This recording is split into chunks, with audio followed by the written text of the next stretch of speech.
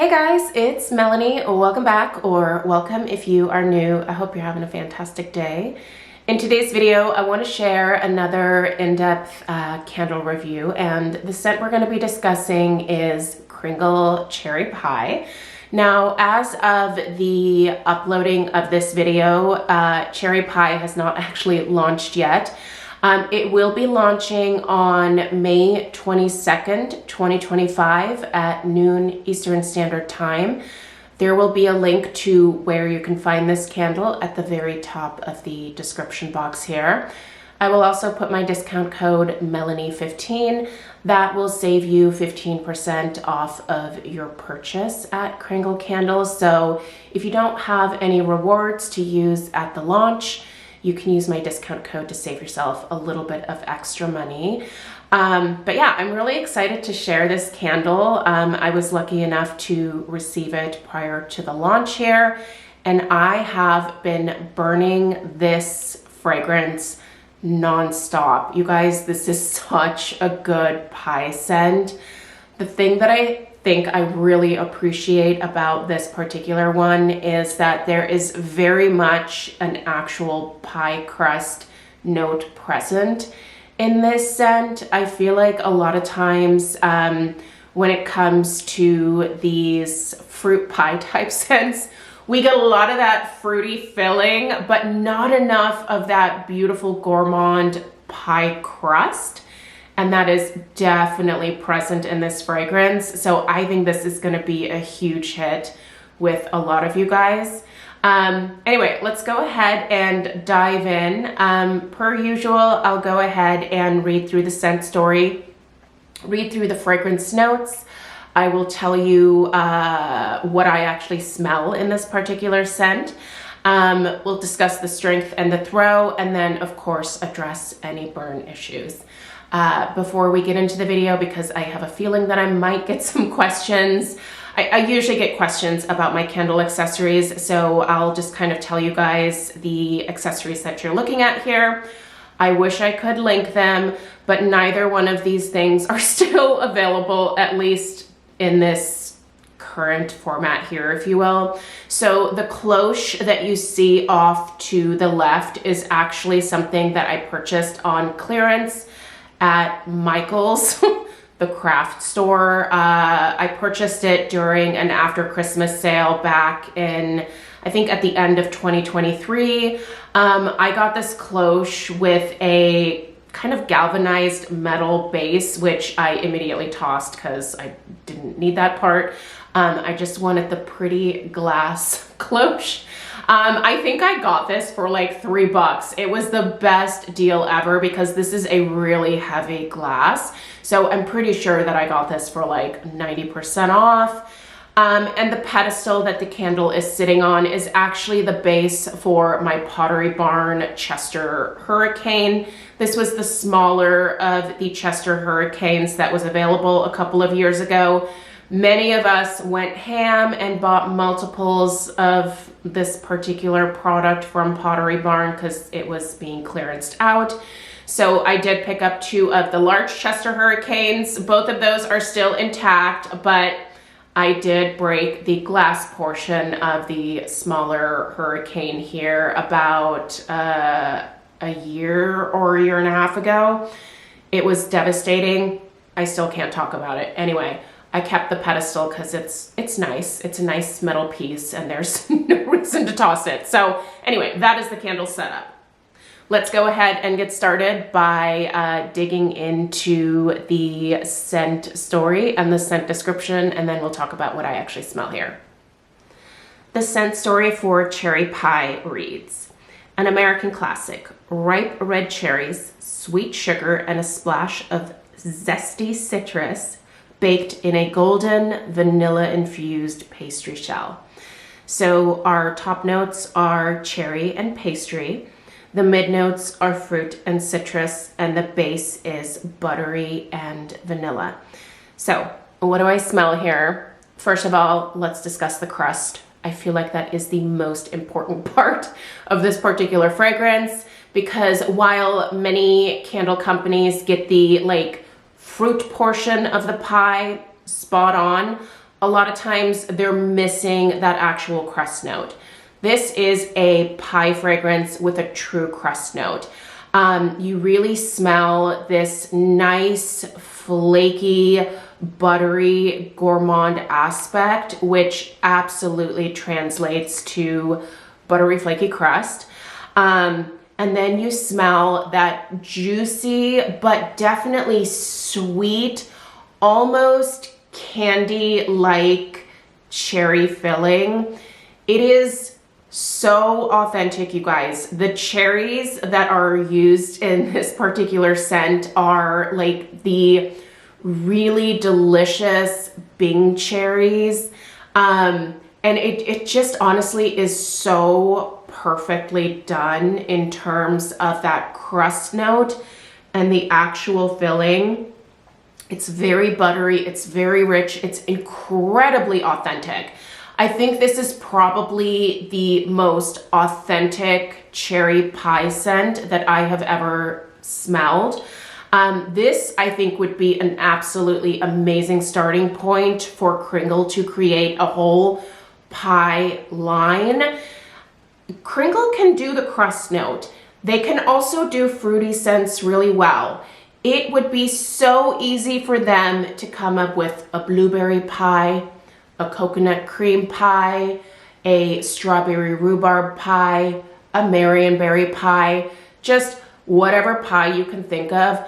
I know that Kringle could knock it out of the park, and I am really rallying for them to do that.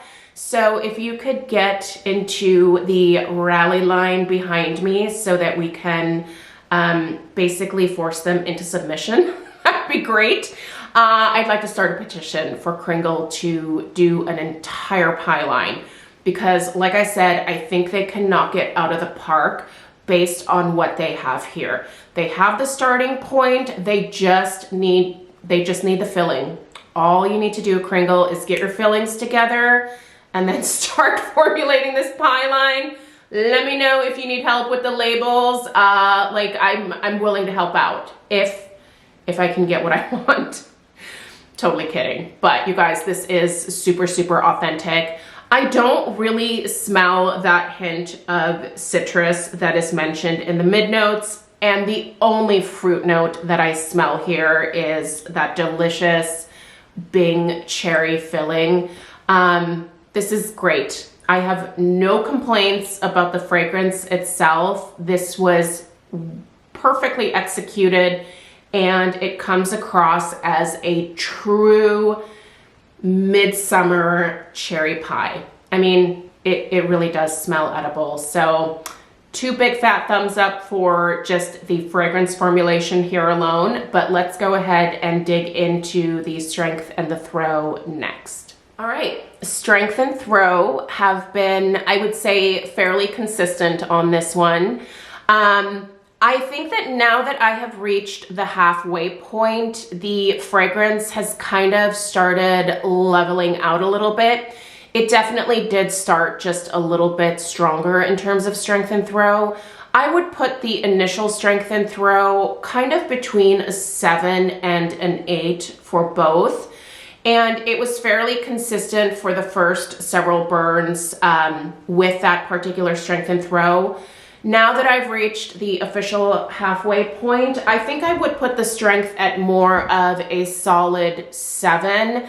It has definitely waned just a little bit, but I don't know, I don't really fault it for that. I feel like with most candles, the further down you get, the harder it gets for that scent to, you know, make its way up and out of the candle. So I still think that the strength and throw of 7 is pretty accurate here.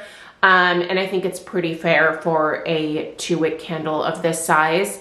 Now I am approaching my strength and throw numbers from the standpoint of only having burned this downstairs in my more open concept areas of the house. So this has been in the family room, it has been in the kitchen, it has been in the dining room here. It has been very consistent in all of those locations. And no matter where I am in the house, I'm getting wafts of this fragrance. So I think the throw being a 7 is still pretty decent. It's noticeable enough to where I have, you know, been somewhat careful about what I'm pairing alongside this one. Now, I have been also burning the Bottle Rock fragrance at the same time, which will also be launching on the same day as Cherry Pie. You will see my review of Bottle Rocket coming up here very shortly. But yeah, overall, the strength and throw, I think, are really good here. It has been consistent, waning just a little bit as the candle has burned down. I have been burning this candle for, honestly, I've been burning it pretty much every single day for both my morning and my evening burn session. So the candle has been lit for about 4 hours every morning, and then again for about 4 hours every evening. And then for my afternoon burns, I've been doing some different things. But yeah, this is one that I can't stop burning. It's been so good. Let's go ahead and dig into the burn quality. I think the quality of this one has been great. No complaints about the wicks. You will definitely get some larger mushroom tops with this one. You are going to want to trim the wicks. I have been trimming the wicks somewhat aggressively. I'll give you guys the overhead shot here in a minute. But yeah, the wicks get pretty tall with each burn. There are some carbon balls that are going to form. You're going to want to get rid of those. But I have not had any issues with sooting, with discoloration, with the wicks deteriorating. It's been pretty darn good. So let's take a look at that overhead shot. Actually, let's do this first. Let me turn it to the side so that you can see what this wax pool looks like after just about, I would say, a half hour of being lit. So you can see that is starting to build a nice deep wax pool there.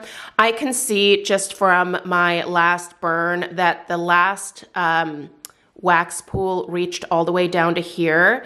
So that's a really nice deep pool that you're getting there, which I think helps with that strength and throw. But let's take an overhead shot here just so you guys can see that as well.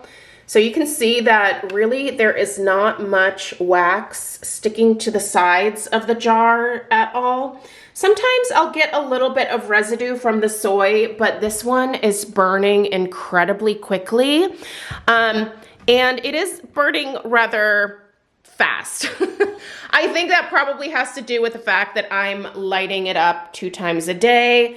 A lot of times I will burn, you know, certain fragrances in the morning and then certain fragrances at night. But I don't usually burn the same candles multiple times a day, if that makes sense. I try to limit the burn to most of my candles somewhere around 3-4 hours. I can go longer with Kringle, but a lot of times I will just have them burning the same amount of time as I do my Bath & Body Works, my Homeworks candles, my Voluspa candles, and yeah. But anyway, for what it's worth, you guys, nice clean burn on this one. I give it 2 thumbs up. I would highly recommend checking it out if you are interested. I've really enjoyed this one. I want more, and I really do want Kringle to consider a pie line because I think they can do it, and I think they can do it very well. So let's all rally the troops here and hopefully get them to cooperate with us. All right, thank you guys so much for taking the time to watch. Like I said, my review of Bottle Rocket will be coming shortly, so stay tuned for that, and I'll see you in the next one. Take care. Toodaloo.